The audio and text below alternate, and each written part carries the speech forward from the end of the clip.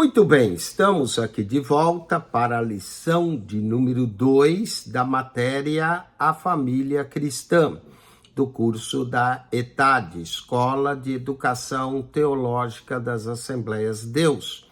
Lição 2, o início do lar. O lar é de muito maior significado do que qualquer outra organização da sociedade humana. O lar é a unidade básica da vida humana, instituída por Deus como meio de propagação da família adâmica. O primeiro lar foi estabelecido no Jardim do Éden, com a criação de Adão e Eva, nos primórdios da história da humanidade. Por sua singularidade no plano de Deus, o lar deve ser visto e considerado do modo como o próprio Deus vê e o considera. Todo desvio do plano divino quanto ao lar significa uma total inversão dos valores do casamento. O grande valor do lar pode ser visto pela influência que ele exerce sobre a vida de uma criança. O que a criança aprende ou deixa de aprender no lar está marcado como um reflexo de sua vida futura. Um lar feliz não pode ser adquirido em troca de ouro, nem de forma da noite para o dia. O lar feliz ele é resultado legítimo da união e comunhão entre um homem e uma mulher, envolvendo a vida dos filhos que porventura nasçam como resultado dessa união. Desse modo, o lar é a soma do amor, da tolerância, da compreensão mútua entre aqueles que compõem a família. Ao longo dessa lição, veremos a diferença entre um lar formado apenas por pessoas naturais e um lar aonde Jesus Cristo é o morador divino do lar. Mostraremos os alicerces sobre os quais o lar cristão deve fundamentar-se e abordaremos a necessidade de uma boa comunicação entre todos os seus integrantes. Para termos o lar que Deus planejou que tivéssemos, devemos apegar-nos à Bíblia, adotando como manual de conduta da família. Somente acatando a sua orientação, poderemos providenciar e evidenciar os diferentes aspectos do fruto do Espírito, não só no relacionamento com os nossos entes queridos, mas também como no tocante aos demais membros de nossa comunidade. Uma igreja só será forte se os lares que compõem essa igreja forem lares fortes. Uma nação só será sólida e forte se os lares que compõem essa nação são lares fortes. Vamos então ao esboço dessa lição. Falaremos, número 1, que é um lar. Número 2, falaremos da importância do lar. No texto 3, mantendo a comunicação que deve haver no lar. E no texto 4, colocando os alicerces do lar. Vamos ao texto 1. O que é um lar? Lar é o lugar onde mora uma família. Uma casa vazia não é um lar. Um apartamento onde vivem apenas 3 moças juntas também não é um lar. Uma pensão onde moram alguns rapazes também não é um lar. Um lar tem início com o marido, com a esposa, mais tarde com a inclusão de filhos. De acordo com o plano de Deus, o lar é onde vários membros de uma só família moram juntos. Para melhor compreendermos o sentido do lar, apreciemos esse texto da Igláucia Curvado Petkov, de sua obra Livro da Família. Ela diz: entre família e lar, que distinção faríamos? Não deveria haver nenhuma distinção, mas, infelizmente, há. O lar pode ser a família, e muitas vezes o é. Aquele doce, agradável achego dos que unem pelos laços de sangue e pelo vínculo familiar no mesmo sentido. Possuindo as mesmas emoções e os mesmos ideais, é família e também é lar. Uma casa pode ser destruída, mas não há poder na terra para destruir um verdadeiro lar. Nem mesmo a morte tem força suficiente para apagar os corações, as memórias felizes dessa comunhão sagrada. O padrão divino para o lar. Quando Deus estabeleceu o padrão para a primeira família, Deus designou um lugar especial onde Adão e Eva pudessem ter o seu lar. Era um lindo jardim, com belas árvores, frutíferas, vários tipos de vegetação, repleto de toda a variedade de pássaros e animais do campo. Um lugar fértil, abençoado por Deus. Ainda hoje, Deus quer que cada família tenha um lugar específico, onde seus membros possam viver juntos. Também faz parte do plano de Deus que esse lugar devidamente cuidado, não importa quão simples seja um local onde fica, nem o material usado para sua construção, tampouco seu tamanho faz diferença. Independente de tudo isso, o lar deve ser um lugar atraente, limpo, para que sua família tenha conforto e prazer nesse ambiente. O que é um lar cristão? Um lar cristão é aquele aonde Cristo habita. Nesse lar, ele é bem-vindo, não apenas como hóspede, mas sim como morador. Entretanto, o lar só pode ser cristão se os cônjuges forem cristãos, isto é, pessoas que nasceram de novo, através de um ato de arrependimento diante de Deus e do recebimento de Jesus Cristo como Salvador e Senhor por meio da fé. Num lar cristão, todos os membros da família seguem as determinações divinas. O esposo, a esposa e os filhos devem reconhecer e praticar as responsabilidades concedidas por Deus para a posição de cada um no seu lar. Não é possível ser feliz sem obedecer à vontade de Deus. Divórcios, separações, negligência dos pais e delinquência juvenil, tudo isso tem origem na rejeição da vontade divina. A importância de um filho. Um filho é a maior dádiva divina a um lar cristão. Na verdade, não se trata apenas de uma dádiva, algo que se dá, mas de um empréstimo de uma vida. Este precioso empréstimo traz consigo uma grande responsabilidade. Aos pais cabe a responsabilidade não só cuidar dos filhos fisicamente, mentalmente, socialmente, mas também na sua formação espiritual. A orientação da palavra de Deus aos pais quanto à criação de seus filhos é: ensina a criança no caminho em que ela deve andar, e ainda quando for velho, não se desviará dele. Provérbios, capítulo 22, verso 6. Para alcançar êxito no empreendimento de educar os filhos corretamente, os pais necessitam da ajuda e orientação do Senhor. Falemos dessa responsabilidade que é de todos. O lar cristão é o lugar onde os pais e filhos compartilham seus planos, problemas e necessidades. A administração financeira da casa, em maior ou menor escala, deve ser compartilhada por todos os membros da família.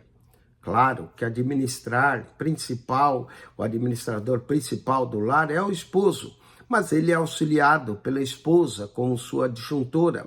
Mas cada filho, por mais novo que seja, deve ter a noção de um orçamento doméstico, de acatar os limites financeiros que é estabelecido pelos pais e aprender a não gastar indevidamente. O lar cristão é uma congregação onde Deus é adorado e sua palavra reverenciada. O lar cristão é ainda uma escola onde os membros da família aprendem o viver cristão e a evidenciar uma vida de santificação no trato com as pessoas e com Deus. O lar cristão é a oficina onde se constrói o caráter dos seus integrantes de acordo com a vontade de Deus. É o ambiente divinamente ordenado para o crescimento físico, moral e espiritual daqueles que o compõem. Que assim seja o nosso lar. Vamos aos exercícios desse texto 1. Marque-se para certo e para errado.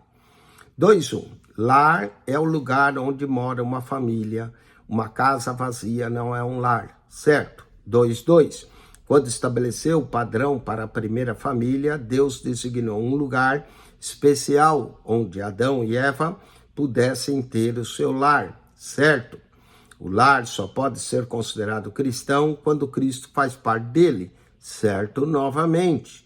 2.4. Apenas os pais têm responsabilidade de ordem espiritual no lar. Os filhos estão dispensados. Errado. 2.5. O lar cristão é uma congregação onde Deus é adorado e sua palavra reverenciada, certo? Vamos ao texto 2. A importância do lar.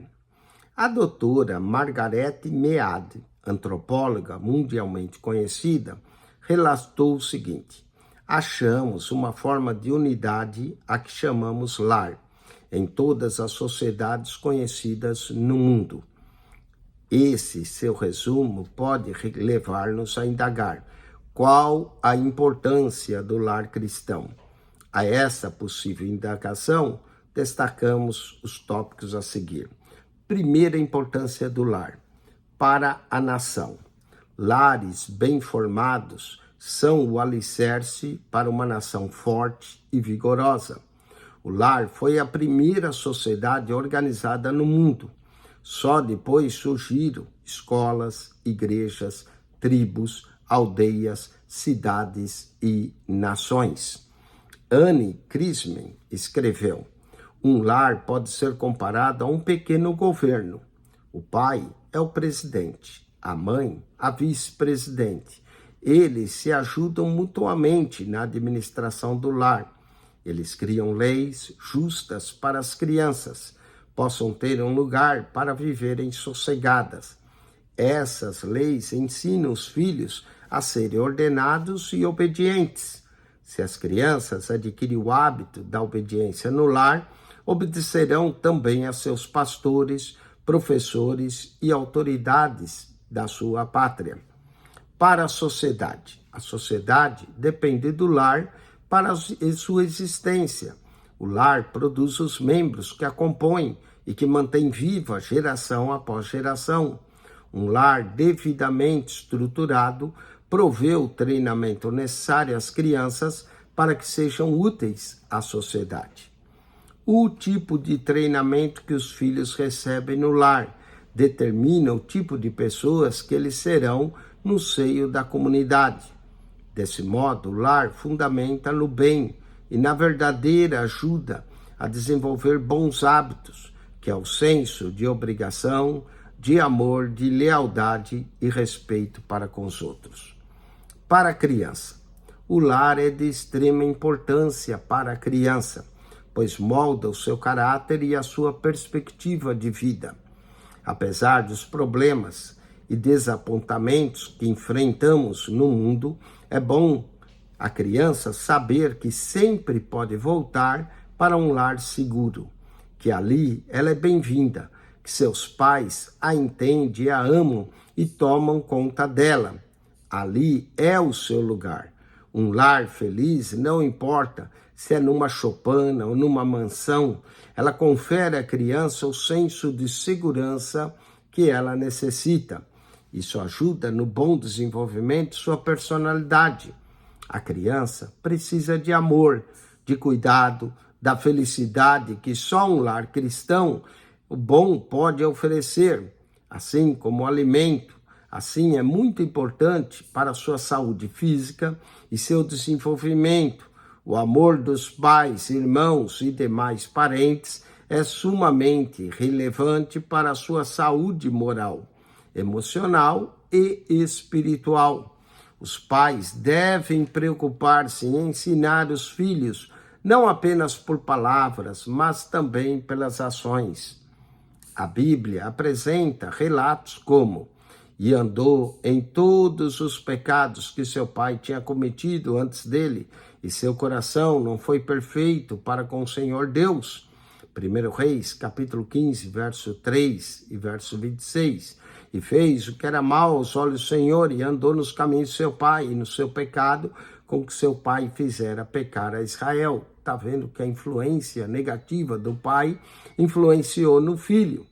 E esse fato é conhecido que tudo que uma criança aprende até os 6 anos de idade, inclusive os hábitos que adquire, permanecerão com ela para sempre. Quando o lar é bom, geralmente as crianças são boas, ao passo que quando o lar é mau, estruturado e cheio de vício, as crianças também o são. Em geral, levados à desobediência, à desonestidade e, posteriormente, à delinquência. Sua importância para os cônjuges. Já dissemos que uma das mais belas provisões divinas ao ser humano foi o lar, onde marido e mulher pudessem compartilhar suas alegrias, tristezas, afazeres, lazer, problemas e sucesso. As experiências adquiridas no lar não são apenas fruto da paciência, entendimento e consideração mútuos, mas elas ensinam sobre essas coisas também. O lar apresenta-se como escape, refúgio e refrigério das tensões e dos problemas que marido e mulher, bem como filhos, enfrentam no dia a dia. O amor e a paz oriundos da presença de Deus no lar podem fortalecer e revigorar tanto um como o outro, levando-nos ao sucesso no desempenho das funções destinadas a cada um no cotidiano. É isso que Deus deseja que nosso lar seja, a nós e aos nossos filhos. Vamos assinar com X a alternativa correta. 2.6. Lares que concorrem para uma nação equilibrada são aqueles onde todas estão corretas. Reside o amor e emana de Deus, prevalece a harmonia, a paz e a sentida. Todas estão corretas. 2.7. O lar bem estruturado é de suma importância à sociedade, pois todas estão corretas, proporciona à criança educação, transmite aos filhos conceitos saudáveis, inclui no coração seus integrantes o amor a Deus. Todas estão corretas. 2.8. O lar é extremamente importante à criança, todas novamente corretas. Zela pela formação, infunde-lhe segurança, oferece o perfeito amor. Vamos agora ao texto 3, mantendo a comunicação no lar. Quando se esgota o diálogo entre marido e mulher, ou entre pais e filhos, o lar está fadado a enfrentar sérios problemas. Talvez você e seu cônjuge tenham se comunicado muito bem durante o período da lua de mel e um pouco mais. Porém, passados, quem sabe 10 ou 20 anos, o relacionamento vem se deteriorando cada vez mais. Quantas vezes terão vindo à sua mente as palavras do profeta Amós, que disse: andarão 2 juntos, se não estiverem de acordo? Amós 3:3. Nesse particular, há determinadas coisas que as quais veremos a seguir, para as quais Deus chama a nossa atenção e ao bom senso. Primeiro, companheirismo e diálogo. O companheirismo conduz a um relacionamento conjugal satisfatório e proveitoso, provém da confiança mútua, do respeito, do ponto de vista do outro, das atividades aceitas mutuamente e de saber formar um ambiente onde todos se entendem. O oposto disso é divisão, contenda, discussão, desacordo e egoísmo. O falecido John Foster Dulles preocupava-se muito em achar o que ele chama de áreas de acordo entre as nações. Nós também precisamos descobrir essas áreas no que tangem ao lar. Quando uma família não entende a prática do trabalho de equipe, da ação conjunta, precisa entender o que o apóstolo Paulo tinha em mente quando escreveu: Rogo-vos, porém, irmãos, pelo nome de nosso Senhor Jesus Cristo, que digais toda uma mesma coisa, e que não haja entre vós, divisões, dissensões, antes sejais unidos em um mesmo pensamento e um mesmo parecer. 1 Coríntios, capítulo 1, verso 10. Este é o comportamento idealizado por Deus para um lar cristão, superando a falta de comunicação. Infelizmente, existem casais que, apesar de viverem sobre o mesmo teto, são incapazes de chegar em um acordo a respeito de pequenas questões e, às vezes, as questões mais insignificantes. Deus quer, entretanto, que os casais superem esse problema, destruam as muralhas que lhes impedem o diálogo e a comunicação.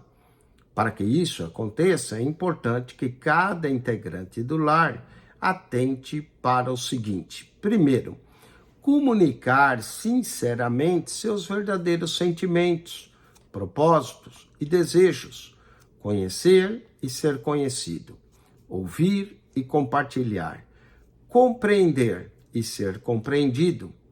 Segundo, procurar entender ao invés de fazer suposições sobre o que está tentando dizer. Muitas vezes, as palavras são insuficientes no momento de se transmitir os segredos da alma. Usamos palavras tanto para expressar desejos íntimos, quanto para escondê-los. A verdade é geralmente disfarçada por causa do orgulho ou da ansiedade. Às vezes, as palavras são mal interpretadas por quem as ouve, quando estão a distorção e, consequentemente, dificuldades na comunicação. Terceiro, não esconder nada do seu cônjuge. Ser honesto, franco e aberto. A comunicação cessa quando a necessidade de ocultar algo é mais forte que o desejo de união. Há maridos que não gostam de falar de suas preocupações financeiras, escondendo a sua insegurança atrás do que se chama silêncio varonil. A esposa, por sua vez, esconde uma compra feita por um impulso repentino, guiado pela preocupação de que o marido não a chame mais de meu amor. Aos poucos, os cônjuges antes eram excelentes companheiros. Aprende a isolar certas áreas de suas vidas para viver uma espécie de terra de ninguém conjugal. Desse modo, o diálogo entre ambos descamba para uma espécie de conferência de paz apenas. Ouvir. Sim, ouvir. Cada cônjuge tem o direito de ser ouvido e o dever de ouvir. Nunca ouviremos de fato o que a outra pessoa tem a dizer, a menos que tenhamos interesse pelo que ela dirá. O verdadeiro amor é paciente, é bondoso, espera e ouve pacientemente. Trata-se aqui tanto da capacidade de ouvir as palavras ditas, quanto de perceber o verdadeiro significado de cada uma delas. A atitude de ouvir atentamente comunica aceitação, respeito para com o cônjuge ou para com os filhos. Vamos aos exercícios desse texto. Marque C para certo e E para errado. 2.9. O lar onde não existe diálogo entre marido e mulher, ou entre pais e filhos, certamente enfrenta sérios problemas. Certo. 2.10. O companheirismo conduz a um relacionamento conjugal satisfatório, provém do conforto que o marido oferece à esposa e do empenho dela em comprar novas roupas. Errado. 2.11. A prática do trabalho em equipe é de primordial importância à união de uma família, com todos os integrantes se dedicando em prol de um bem comum, certo? A fim de assegurar a harmonia entre o casal e entre este e os filhos, requer-se conversa franca e sincera, compartilhando-se experiências e pensamentos, certo?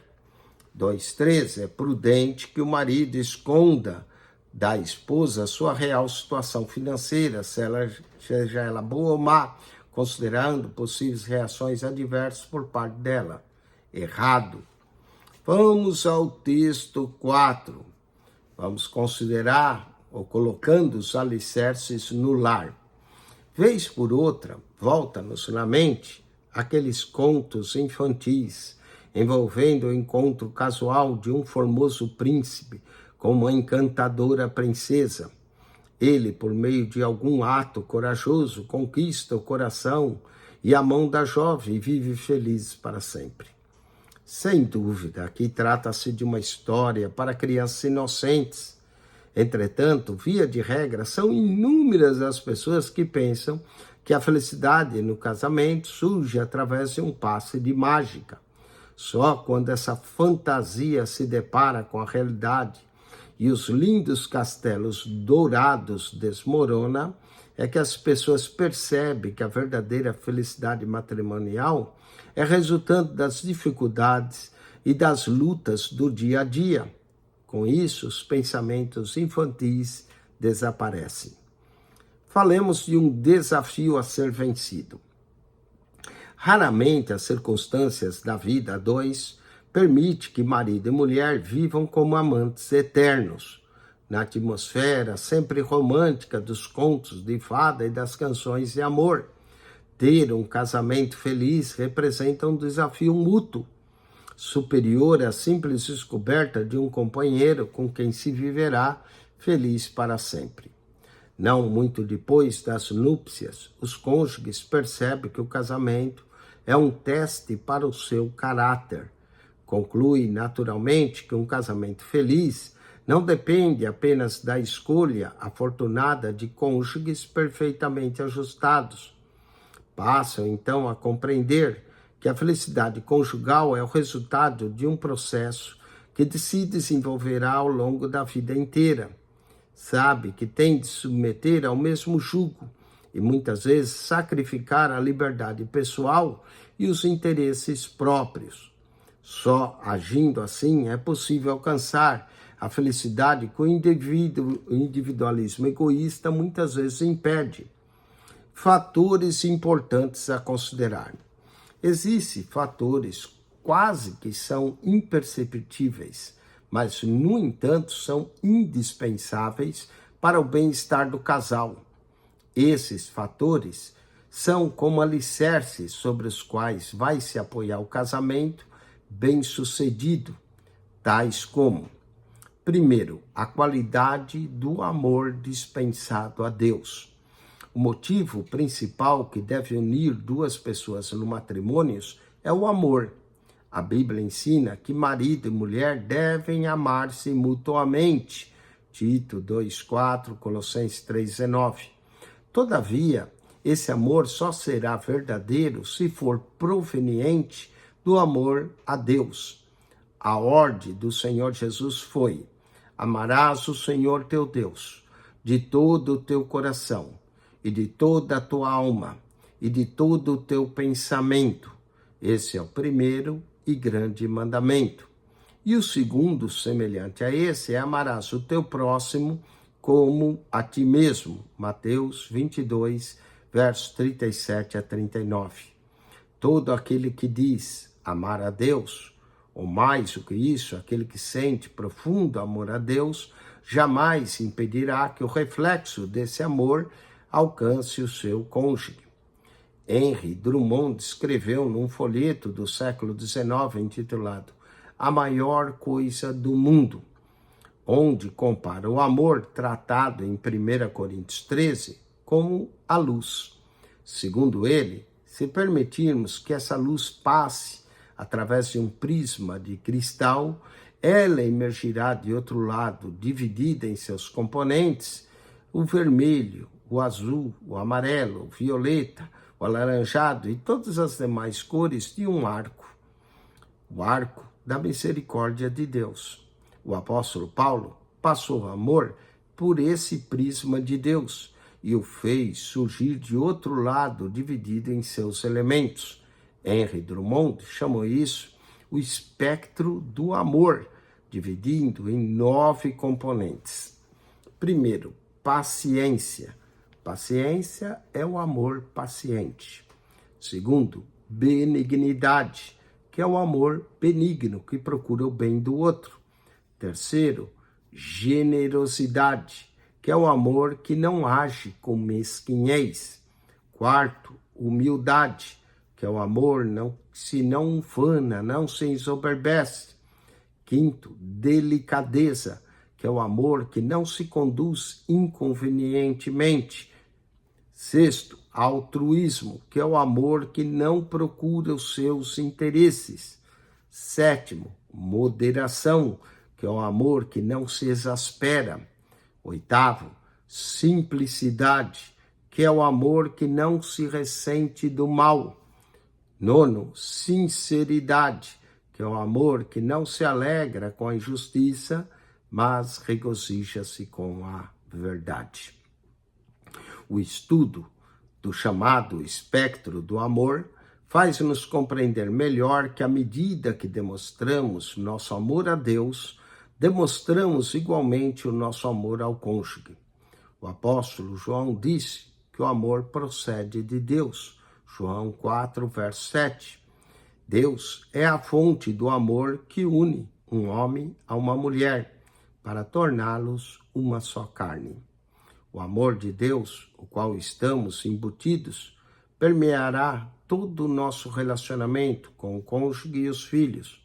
O amor é uma das pedras do alicerce que embasa o matrimônio e a família cristã feliz. Falemos agora do valor da Bíblia como manual do casamento. A Bíblia é um manual de orientação para o casal que procura viver uma união realmente feliz. Assim como o médico ou engenheiro precisam consultar constantemente seus manuais para obter ajuda, todos os membros da família cristã devem usar a Bíblia como guia para o sucesso de sua convivência. São de Jesus as palavras: se me amais, guardais os meus mandamentos. João, capítulo 14, verso 15. O estudo sério das Escrituras concede à família cristã essa compreensão daquilo que Deus espera de seus membros.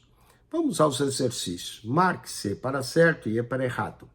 2,14. Um casamento feliz, onde se vive um amor verdadeiro, representa um desafio a ambos cônjuges, certo? 2,15. O amor que deve unir o casal em nada depende do amor que é dedicado a Deus, errado. 2,16. A Bíblia é totalmente indispensável como guia orientador do lar, certo? Assinale com X a alternativa correta. O lar cristão é o lugar onde pais e filhos B. Compartilham com os problemas, planos e necessidade, ajudando-se mutuamente. 2,18. O companheirismo entre marido e mulher, que os leva a um relacionamento satisfatório e proveitoso, provém, todas estão corretas, da confiança, do respeito e das atividades mutuamente. 2,19. O amor de um cônjuge por outro depende da qualidade do amor dispensado a Deus. Da qualidade do amor dispensado a Deus. Letra A. 2,20. Se me amais, guardareis os meus mandamentos. São palavras proferidas, letra C, por Jesus. Vamos à revisão dessa lição. 2. Marque-se para certo e para errado. Lar é o lugar onde mora uma família. Uma casa vazia não é um lar, certo? 2,22. O lar cristão é uma congregação de Deus adorado, sua palavra reverenciada, certo? 2,23. A fim de assegurar a harmonia entre o casal e entre esse e os filhos, requer conversa franca, sincera, compartilhando experiências e pensamentos, certo? 2,24. É prudente que o marido esconda da esposa uma real situação financeira, errado. 2,25. Um casamento feliz, onde se vive um amor verdadeiro, representa um desafio a ambos cônjuges, certo? 2,26. O amor que deve unir o casal em nada depende do amor que é dedicado a Deus, errado. Assinale com X a alternativa correta. O lar é extremamente importante à criança quando todas estão corretas. Zela pela formação do caráter, infunde segurança, oferece perfeito amor. Todas corretas. 2,28. O companheirismo entre marido e mulher que os leva a um relacionamento satisfatório e proveitoso provém todas novamente corretas, da confiança, do respeito e das atividades feitas mutuamente. Com isso, nós encerramos a lição 2. Agora vamos ao teste 1 dessa lição de família cristã. O teste 1, ele engloba a lição de número 1 e a lição de número 2. Então, lição 1 e 2, nós temos o teste de número 1.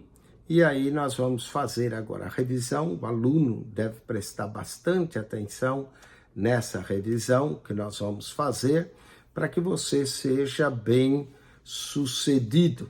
Então vamos lá, o teste 1, englobando a lição 1 e 2 que nós vimos. Primeiro, qual era o propósito de Deus ao criar uma companheira para o homem? A resposta correta aqui é a B, proporciona um relacionamento íntimo e significativo. Então, número 1, B, proporciona um relacionamento íntimo e significativo. 2, quais são os 4 cuidados para alcançar o padrão divino de comportamento antes do casamento? E aqui, novamente, a B está correta. Controlar pensamentos, vencer tentações, depender inteiramente de Deus e controlar sentimentos. 2B. 3. Qual a importância da escolha do cônjuge? Letra D. Pode influenciar na santidade e na relação com Deus. 3D. 4.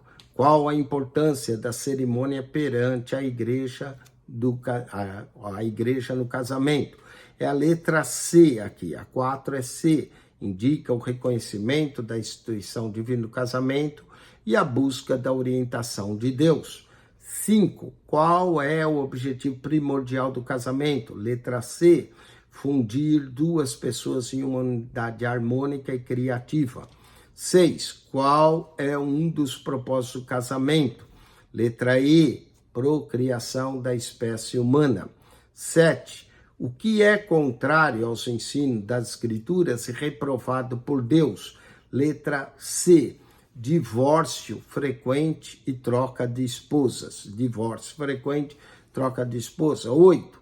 O sucesso do casamento está condicionado a C. Permissão do casal para que Deus opere em diversos aspectos de sua vida. C. 9. O que caracteriza um lar? Letra E, a união dos membros de uma família. A união dos membros de uma família. 10. O que torna Cristo presente em um lar? C. A aceitação de Cristo como morador, não apenas um hóspede. 11. Qual é o papel do lar na formação de uma nação? C. Contribui para a organização da sociedade. Contribui para a organização da sociedade. 12. Qual é o impacto do lar na perspectiva da vida da criança? C. Molda seu caráter e perspectiva de vida. 13. Qual é um dos aspectos importantes para superar a falta de comunicação no casamento? C. Comunicar sinceramente sentimentos, propósitos e desejos. 14. O que o estudo do espectro do amor nos compreende melhor? C. Que demonstrar amor a Deus reflete no amor do cônjuge. 15. Qual é o motivo principal que deve unir 2 pessoas no casamento? C. A qualidade do amor a Deus. E 16, para encerrar, qual o valor da Bíblia no casamento? C, novamente, a Bíblia como manual de orientação para o casal. Se você, aluno, percebeu as respostas, agora vá ao WhatsApp do aluno, clica ali no link da prova digital, faça a sua prova e obtenha a sua avaliação. Se você não é aluno, assistiu essa aula para ganhar conhecimento, parabéns, continue, a aula é aberta, você pode assistir o quanto quiser, repetir, escrever o que nós falamos, anotar e reforçar esse conhecimento. Se deseja ser aluno, entre em contato conosco, daremos a você o acesso à plataforma digital da ETAD, o acesso ao WhatsApp do aluno para que você faça o seu teste, obtenha a sua avaliação e, consequentemente, obtenha o seu certificado de conclusão do curso. Acione o nosso canal para outras matérias do curso da ETAD, PR Eugênio Piacentini, o canal da Bíblia. Ao entrar no canal, clique naquela foto redonda, vai aparecer um menu, clique no playlist, e ali no playlist você vai encontrar um total de 240 pastas. É bastante pasta, 240 pastas, com 6.900 vídeos, mais 6.900 vídeos. Você, ao entrar no nosso canal, você vai encontrar todas essas pastas, você descer na primeira lá embaixo. Começando na primeira lá embaixo, você encontra um comentário em Mateus, capítulo por capítulo, verso por verso, depois Marcos, Lucas, João, até o Apocalipse. As primeiras 27 pastas do nosso canal é um comentário todo o Novo Testamento. Você continua subindo mais um pouco, vai encontrar Gênesis, a Malaquias, também um comentário todo o Antigo Testamento. São as primeiras 70 pastas, um comentário de toda a Bíblia e como compreender a Bíblia melhor. Depois nós temos outras pastas, como o período interbíblico, os livros deuterocanônicos que não entraram na Bíblia, a história da teologia cristã. Enfim, são diversos materiais. Depois temos pastas como a Bíblia Gênesis, a Bíblia Êxodo, a Bíblia Levítico, onde nessas pastas cada vídeo é um capítulo da Bíblia. Então você vai encontrar mais 66 pastas, a Bíblia, nessas pastas. Como eu disse, é tudo um comentário, a Bíblia lida, porque a fé vem pelo ouvir e ouvir a palavra de Deus. Se quiser, o comentário é mais embaixo. Se quiser só ouvir a Bíblia, entre nas pastas da Bíblia. Você vai também achar devocional, manhã e noite, com Charles Spurgeon. Você vai achar também, além da devocional diária, nós temos um versículo da Bíblia por dia, nós temos curiosidades bíblicas, nós temos dificuldades bíblicas. São centenas de vídeos para enriquecer o teu conhecimento bíblico. PR Eugênio Piacentini, o canal da Bíblia. Subscreva, clique no playlist ao entrar no canal, vá lá, investigue as pastas. Há também pastas de viagens que fizemos a Roma, a Grécia, ao Egito, a Israel, a cidade de Corinto. Você vai encontrar centenas de lugares interessantes, a ilha de Patmos, da onde foi escrito o Apocalipse. Você também vai encontrar pasta como a réplica da Arca de Noé, para você conhecer essa réplica. Essa obra custou mais de 100 milhões de dólares para se construir. Você vai ver também o Museu da Bíblia em Washington, D.C., com seus 5 andares de museu ali falando da Bíblia. PR Eugênio Piacentini, o canal da Bíblia. Subscreva, divulgue o nosso canal. Aqui, não tem política, não tem falar da vida do outro. Aqui falamos da Bíblia, dos personagens da Bíblia. PR Eugênio Piacentini, o seu canal da Bíblia. Entre e subscreva, ganhe instrução, eduque sua mente, seu coração, encha com a palavra de Deus, que essa palavra tem poder, essa palavra transforma, essa palavra liberta. Enche o seu coração de coisas boas, porque coisas más já existem muito por aí. PR Eugênio Piacentini, o canal da Bíblia. Subscreva, ajude-nos a divulgar esse canal, porque fazendo isso você está divulgando a palavra de Deus, estará preenchendo mentes e corações com as coisas boas que é a palavra de Deus. PR Eugênio Piacentini, o canal da Bíblia. Novamente, PR Eugênio Piacentini, o canal da Bíblia. Subscreva. Deus te abençoe. Amém.